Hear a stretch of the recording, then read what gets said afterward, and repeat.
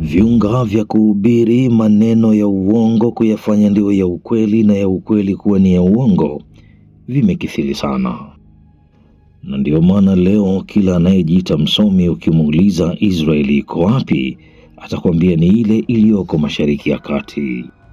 Katika mfululizo wa makala yetu, tunayo mambo mengi sana ya kukufungua macho ndugu Mwafrika. Na hapa tutaangazia hasa katika kitabu hiki cha Biblia. Lakini huenda niwaambie kitu kutoka katika kitabu hiki cha Biblia. Hebu kwanza fungua Biblia yako na kisha usome katika kitabu cha Hosea 4:6. Kinasema, watu wangu wanaangamizwa kwa kukosa maarifa. Kwa kuwa wewe umeyakataa maarifa, mimi nami nitakukataa wewe usiwe kuhani kwangu mimi. Kwa kuwa umeacha kuijali sheria ya Mungu wako, mimi nami sitawajali watoto wako. Jambo kubwa na gumu lililopo kwa wanadamu wa leo ni kuyatafuta maarifa. Afrika iko tayari kushirikiana nawe katika kuyatafuta maarifa na ukweli. Moja kwa moja fungua kitabu cha Mwanzo sura ya 12:5. Inasema, Ibrahimu akamchukua Sarai mkewe na Lutu mwana wa nduguye na vitu vyao vyote walivyokuwa wamejipatia na hao watu waliowapa huko Harani, wakatoka ili kwenda nchi ya Kanaani, nao wakaingia katika nchi ya Kanaani.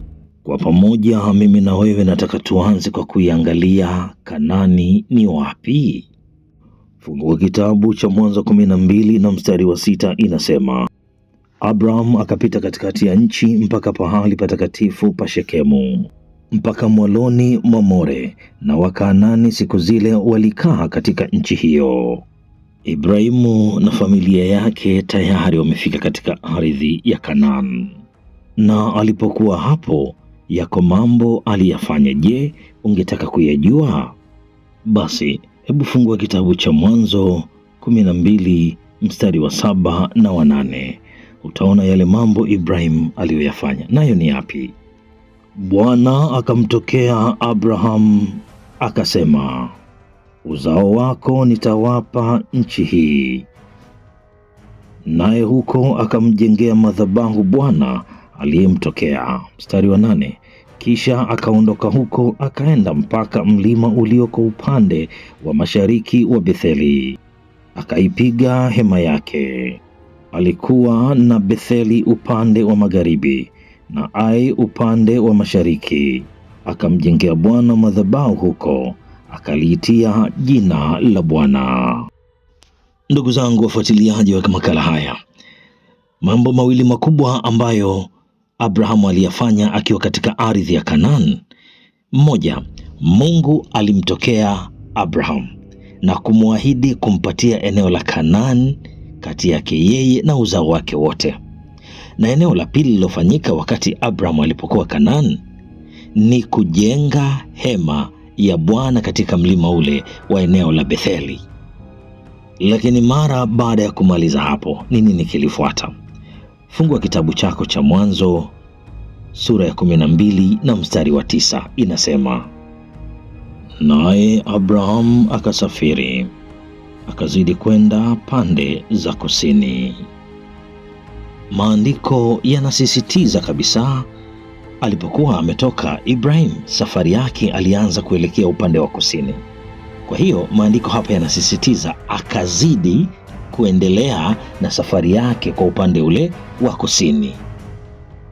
Maswali kadhaa ya kujiuliza hapa tunapoweka kituo, ndugu zangu.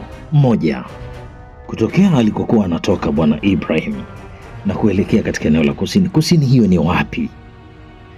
Kitabu cha Mwanzo sura ya 12:10 kinasema, basi kulikuwa njaa katika nchi ile. Abraham akashuka Misri akaenda huko kwa muda, maana njaa ilikuwa nzito katika nchi. Kwa maelezo haya utagundua eneo la Kanaani liko juu na eneo la Misri liko chini. Lakini pia hatuishi hapo. Ukiangalia vyema utaona kumbe Kanaan iko eneo la upande wa kusini mwa taifa la Misri.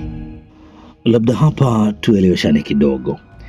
Mshale huu wa rangi ya kijani unaonyesha kutokea eneo la kusini mwa nchi ya Egypt, ambako kihalali ukiangalia vyema, basi kulingana na maandiko pia utaona eneo la kusini ni eneo ambalo liko juu na hii nchi ya Misri iko chini. Lakini achana na mifano ya Biblia. Hebu turudi tuangalie eneo jingine. Angalia mto Nile. Je, mto Nile unapeleka maji yake wapi, na chanzo cha mto Nile maji yale yanatoka wapi? Tazama picha hii nzuri kabisa ya ramani. Inaonyesha mto Nile ulipo, na unapoona huo mshale wa rangi nyeupe umeonyesha maji ya mto Nile yanapoelekea. Sasa mto Nile unakwenda kuishia katika eneo hili la Egypt hapa, yani Misri, ama hao wanauita mto Misri, na unapoanzia unaanzia katika ziwa letu la Victoria. Ramani hii inadhihirisha kijiografia, maji hushuka kutoka juu na kwenda chini kama ambavyo inaonekana hapa. Eneo la juu ni kutoka katika maeneo haya ambapo mto Nile ulipoanzia, yani katika ziwa Victoria, na kuishia katika eneo la Misri. Na sasa tuangazie ili tujue, mara baada ya Ibrahim kuingia katika nchi ya Misri, nini kilifuata? Angalia kitabu cha Mwanzo 13 na mstari wa 1. Inasema, Abrahamu akapanda kutoka Misri, yeye na mkewe na kila alichokuwa nacho, na Lutu pamoja naye mpaka kusini. Ndugu yangu, tazama mshale huo wa kijani unaonyesha pale Abraham alipokuwa akitoka katika taifa sasa la Misri na kurudi kule alikokuwa ametoka katika eneo lile la Kanaan. Mtakumbuka awali tulieleza mambo mawili makubwa ambayo Abraham aliyafanya alipokuwa pale katika eneo lile la Kanaan.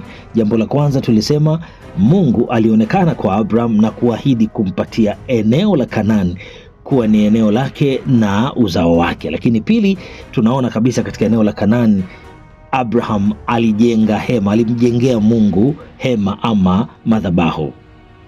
Mapema tulitaja miji ya Ai, Morel pamoja na Betheli. Ndiyo ilikuwa njia ya Abraham kuelekea katika taifa la Misri. Je, alipotoka pale Misri alirejea katika eneo lile alilokuwa ameanzia safari yake awali kabla aende Misri? Fungua kitabu chako cha Mwanzo 13 na mstari wa 3. Akaendelea kusafiri kutoka kusini mpaka Betheli, mahali pale palipokuwapo hema yake kwanza, kati ya Betheli na Ai. Ndugu zangu, hivi mlishawahi kujiuliza ni kwa nini ramani ya Afrika ukiangalia taifa la Misri linaonekana liko juu na sio chini? Hivi ulishawahi kumuuliza mwalimu wako wa chuo kikuu, mchungaji wako wa kanisani, ama shekhe wako ama padri wako, na kama uliwauliza walikujibu nini? Kwa mara ya kwanza karne ya 7 dini ya Kiislamu iliingia upande wa Afrika Magharibi. Mwaka 1885 Ukristo kaingia Afrika. Zilibadilisha maarifa tulionayo, tukabadilishana na ujinga waliotuletea. Tulipokubali kupokea ujinga wao, wakaondoka na maarifa yetu, basi wakatubadilishia na majina ya maeneo yetu, na wakaenda mbali kabisa kubadilisha mpaka majina ya koo zetu. Na mimi niliyekuwa natakiwa kuitwa Komanya Mzuanda, basi wakaondoa jina la Komanya wakaweka jina la Simon. Aliyestahili kuitwa Kokujuka Rugakingila, na yeye akabadilisha jina lake, kuona jina la Kokujuka si muhimu tena, akaanza kujiita Samia Abdallah. Alioka anaitwa Mudhoni Mudhamaki ama Kariuki. Hawa nao wote wakajiita wakina Charles, wengine wakajiita wakina Anthony. Biblia ni kitabu cha kwanza kilichoandikwa katika taifa la Ethiopia, na walioandika ni Waafrika wenzetu, na kitabu hiki kiliibiwa na Waroman lakini pia Waturuki. na baadaye kutolewa machapisho mengi zaidi ya 1000, na katika kila chapisho moja hutoa baadhi ya maandiko yanayokutambulisha wewe, mtu mweusi, na historia yako. Pamoja na dini zilizoletwa, zote ni dini ambazo zenye lengo la kupotosha ukweli na kuendelea kukufanya wewe kubaki kuwa mtumwa wa matakwa ya waliotuletea dini. Kipindi kijacho tutaendelea kuwaeleza wana wa Israeli walitokea wapi kabla ya kuwepo katika nchi ya Misri na kufanyika kuwa watumwa.